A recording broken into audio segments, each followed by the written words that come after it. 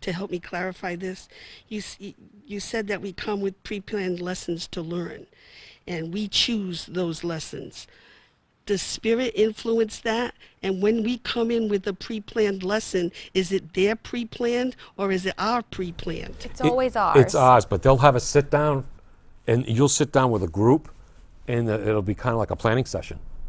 You know, like, okay, you're getting ready, you know, for a trip around the world and stuff, and you get all your people around you. It's like, all right, what do you want to do? You want to do this certain thing, this thing, and then They offer you options, or they help suggest options? Well, I think the No, soul itself always is in charge, in charge. of... You're the driver. Yes, and they're on board saying, we're here for you, and we're going to support you, and we're going to guide you, and we're going to help you remember when you forget. Right. And we're going to help you to guide you, and we're going to open up channels and doors and energy for support if you need it along the way. And they might say, what do you think of this situation? What do you think of this situation? Do you want to be in war? Do you want to perhaps lose a child? Because there's certain traumas that you want to go through. How about a certain type of illness? You know, and then they'll sit around, they'll be like, all right, now, maybe you say, oh, I did that in another life. I don't want to do that. I want to do this. I want to do this. Let's try this. Oh, that sounds fascinating. And then by doing this, I can work out this that I wanted to do. You know what I mean? It's like a playground here. And they really all work is. Like, together. you're But you're the learning how to use driver. You're energy. the main person. And 'Cause- you are able to use energy to create these experiences. What about all these, like, all of us in this room have some kind of enlightenment that there's something going on bigger Yeah. than Right. what we see. What about all the rest of the people in the world who have no clue what the heck we're talking about? Because You know, everyone's at different levels, and that's the whole thing. I mean, if we were all the same way, then the learning opportunities would be much smaller. And how would we be able to have this perspective without the other people in the world? That are just going by, Yeah. going through life like la-di-da. Well, Right. they're just creating unconsciously, and Yeah, there might be little things that sneak into their subconscious and things like that. Yeah. But remember, they're teachers, right? Right. They're teachers Yeah, as some well. might be teachers. Some of them just like. But they're not they're always in consciously front of you aware when you're that they're driving. teachers? Huh? No, They're not consciously always. aware? Not always. Some might be and some might not be, right? and don't forget too, we're already coming at this from a flawed perspective because, and not as an insult to you or anything, but you're saying, you know, is it us or is it spirit? Well, there's no separation. You know, I mean, you have to remember that the spirit world is this world. It's not like you die and you go to this heaven and you're looking down at earth or something. It's right here. It's all intertwined. It's all together. Yeah. And just think about it. So say, It's vibration, right? Different vibrations. but it's focus is the way my guides like to talk about it. And so think about it. If you're in, you know, all that is source, you're in this heaven experience, why would you choose to focus down here unless this is the place to be? You wouldn't do it. Why would you not stay where you are or do something else? The reason why we're focused down into these individual bodies is because this is where it's at. This is where the greatest expansion is. This is where the growth is. And so now you're not going to die and all of a sudden stop focusing here because you wanted so badly to be here.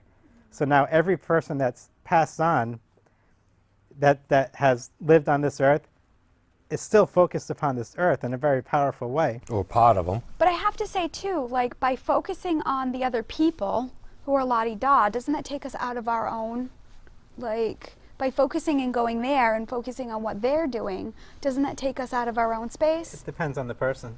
Does It that- depends on the perspective you're looking at them from. Does that make us judgmental? Well, I think it's Or is it just like Is it a perspective? judgment of they're wrong and we're right? No, Is no, it a not judgment necessarily. of- No, What I'm no. thinking. I'm just thinking that they might have an easier time of it than we do. Well, the expression "God takes care of fools." You know Yeah. what I mean? It's like wow, Ding. like they're blessed, they're blessed, they're blessed. You know what I mean? It's like Yeah. I think, But I think the reason why sometimes the healers, if you want to say that, or the people like us, seem like we suffer more is because people that just go about their daily lives are focused on themselves. And we have this weird thing where we say, I have to take on all the pain and suffering of all these other people. It's like, that's not your job. That's their job. that's a good point. They came here for their experience. Absolutely. It's not your job to come here and feel badly about this person and feel badly about that person and feel badly about the person across the earth that has never seen you. You can love them, And so you can support them and love them and show them compassion. but that's different. that's different. But you don't from, have to take on their drama. from So taking in a on the way, pain. there are teachers too, and saying, "Wow, they just Maybe go they're about advanced. Maybe and maybe a lot of them are more advanced than we know. consider ourselves because they just kind of they don't let things get to them. I think I've experienced that. I think I've felt that resonance, you know, with my husband. I think he was really a lot more advanced than in his spiritual growth because he was very even and Right, balanced. very balanced, Right. very accepting, non-judgmental, very. But there is a you know a good population out there. You just want to like backhand. Just, Like what? You just want a backhand. You know Yes. what I mean? It's like Yes. wake up. I won't tell you what what I called him every day. But you know, he was just easy. Oh, I don't mean your husband. I mean some other people. No, but- I'm meaning my husband. But you can see why he was an intricate part of your life and an incredible teacher because he showed you a different side. That's exactly And you right. can take nuggets from that, right? Yeah. I like the balance part. This is what we were saying earlier, like being aware of the people in our lives. What do we admire and what can we take in a little bit and what drives us nuts and how are we also too affected by that Right. and what are we right. doing and ourselves? the growth that I experienced because he was the way he was. Right. The way that I was able to grow because he was the way he was. And I always say life is about you. It's all about you in a non-egotistical way. It is all about you. Every experience, every situation, every contrast, challenge that we have is really about you and your own growth, right? And again, because intuitive people can be a lot more sensitive, we pick up on a lot more of energies that are out there, and it's easy to be pulled outside of that, right? And saying, oh, the world is suffering, and oh, this is going on, and oh, that's going on because We're we more aware of it. feel it, right? And this is where we were talking about, we have these highs and lows and emotions, but once you're aware of it, you can shift it and change it. You know, I believe 90% of anything, Right. Choose. Choose. to Choose. shift it, right? Choice. I believe 90% of anything is awareness. And once you're aware of it, you can shift it and change it. And that's that last 10%.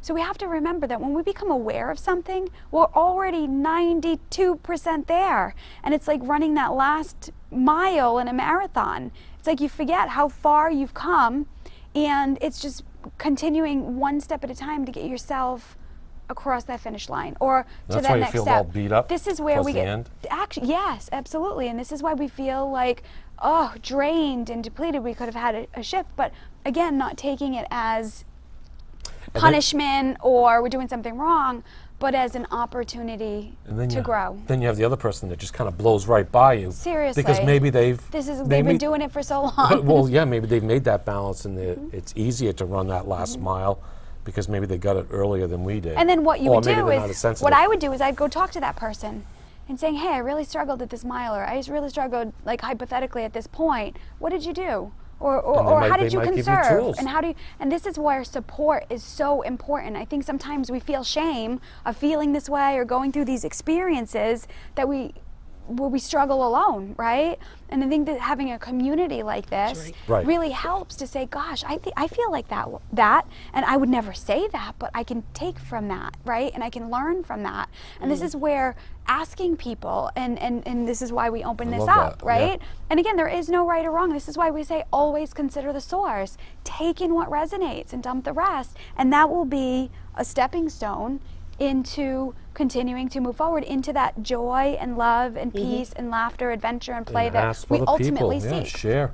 Because they'll express, whatever gets you through the night. And some people will say, they'll give you the extra tools, that can help you understand certain circumstances. Just remember too, like your husband, some people can pick up the guitar and play it and not know anything about music theory. Right. You know what I mean? Sometimes you just have a natural sense for it. That's a good analogy. And just Yeah. understanding that, people are masters at different aspects of creation. Some people are great at creating money, but they can't do relationships because whatever reason they have struggle there. Understand that, it's not like it's like you get it or you don't. It's like Right. you get different aspects of it, and that's the same with everybody here. We got Just- 7 billion flavors on this planet. 7 billion flavors. Everyone's different, and they're all kind of. Some are sweet, some are salty, Yeah, I don't know where some that are came pungent, some are A little of pungent, each. from. I don't know where that came from. some are spicy. No, spicy isn't it. Okay, thank you. Thanks. Thank you. And pungent and spicy, Salty, salty. sweet. We could do And things. commentary and also ultimately a question regarding the veil. Years ago, there was a channel and brought through an energy who had said that there were a lot of advanced beings, this kind of being the place to be. And the energy being channeled said that even on that level, the only way to come down here and incarnate was to agree to be veiled. There was no other, it was absolutely 100% mandatory.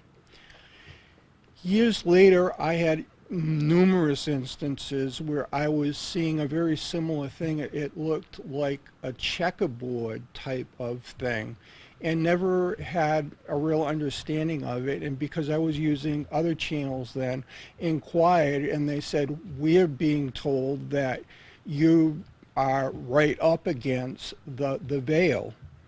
It's a very matrixy looking thing. And for years never had any other visions of it. And probably 5 or 6 years later, I started getting multiple reoccurrences of it. And it was obvious that they wanted to expand on something.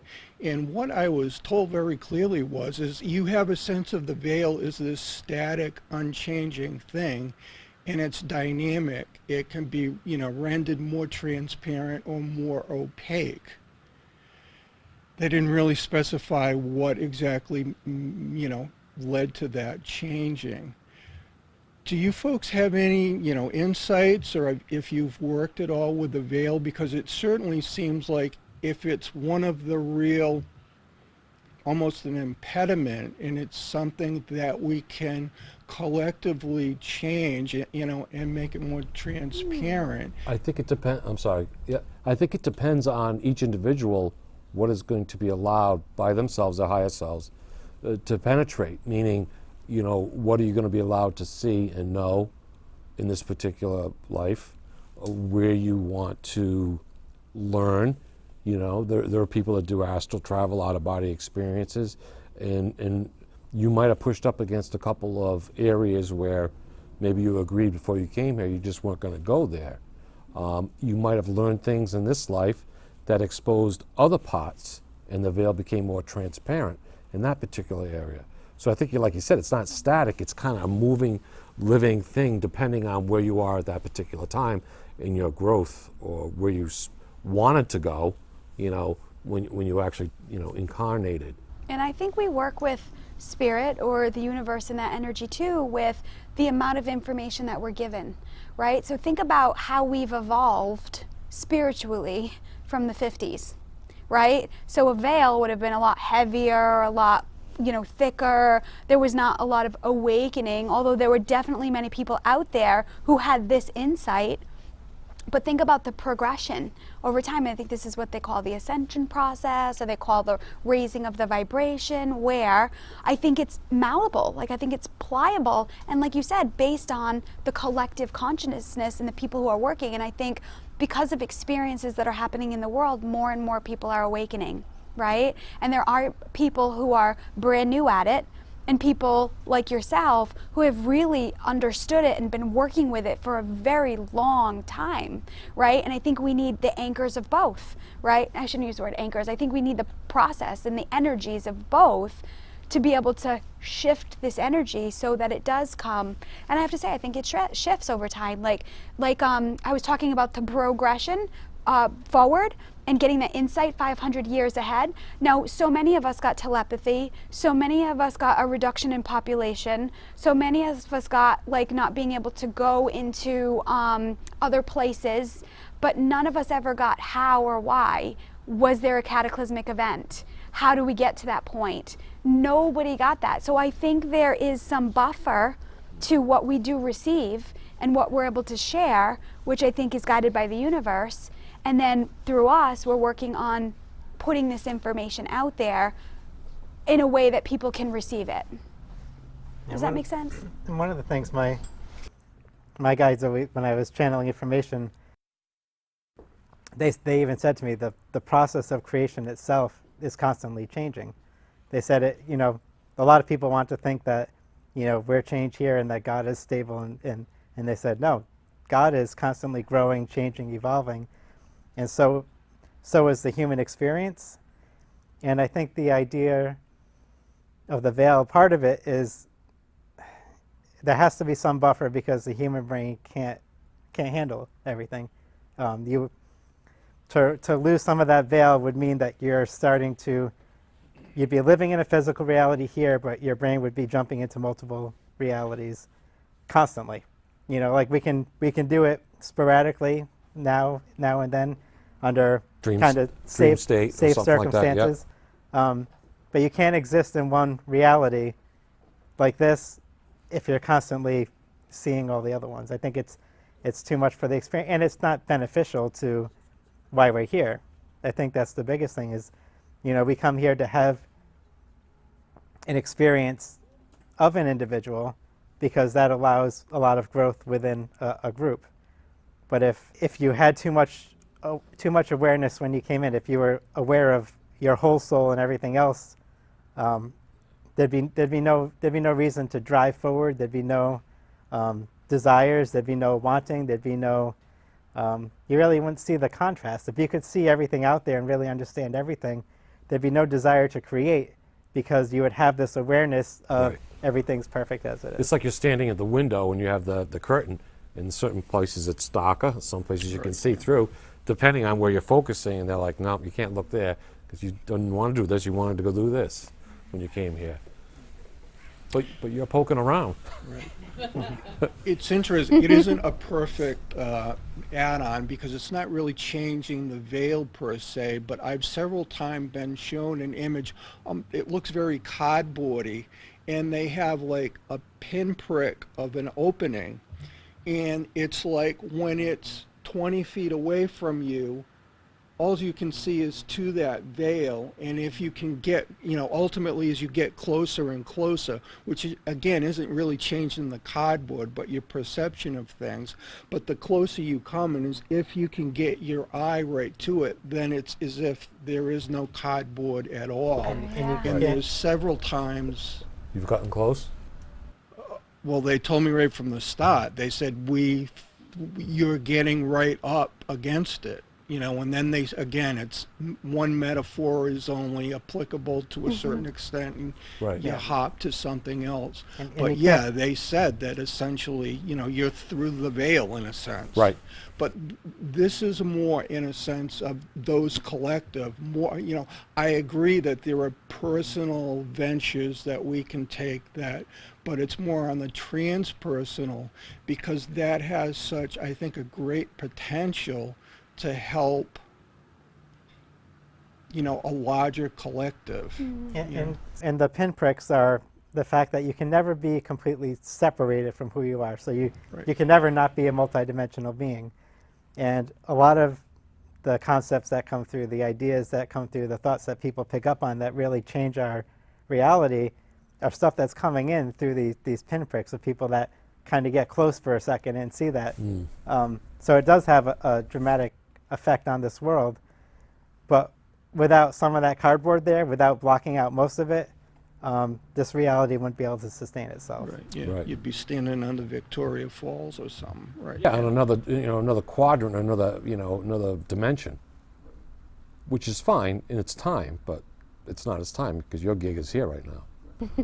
And the As is all of us. and Yeah, this is our gig right Your now. that gig part is of your here. soul that's less focused is doing that for you anyway. So you're having that experience and this experience simultaneously. And you're aware of it. That's really cool. That's awesome.